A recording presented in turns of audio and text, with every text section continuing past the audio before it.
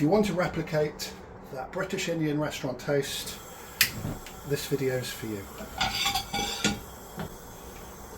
Some plain oil, we're going to fry off some cassia and some star anise. So after about 2 minutes, the aromas from the cassia and the star anise have definitely filled the air, so they can be taken out and discarded.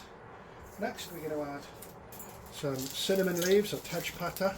We've got around 750 gram of onions, finely chopped and uniformed. I'll be putting all the ingredients in the description of the video. We want about 3 teaspoons of salt, and we don't want to brown the onions, we just want to saute the onions. So I'm just going to continuously stir the onions for about 4 to 5 minutes. A generous amount of turmeric, so 2 tablespoons. Next we can add some mixed powder. So if you don't know what mixed powder is, it's just a blend of masalas that Indian restaurants use. Used about 3 tablespoons of that. I'll put a link in the description for mixed powder. Whether you want to make it yourself or purchase some, there's some good options available.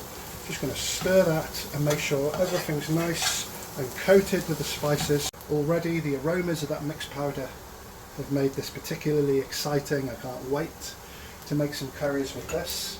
Next we're going to add some passata. You could use tomato paste, tomato puree if you like. Just going to loosen up the mix, a little bit of water just to prolong the cooking. Just going to allow that to simmer. Now for the magical ingredient that's going to give that tart taste. We've got some vinegar. Just going to take the tej pata out.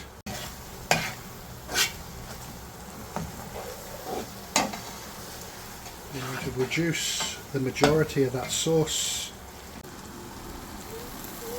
Just turn the heat off. That's the consistency I'm looking for.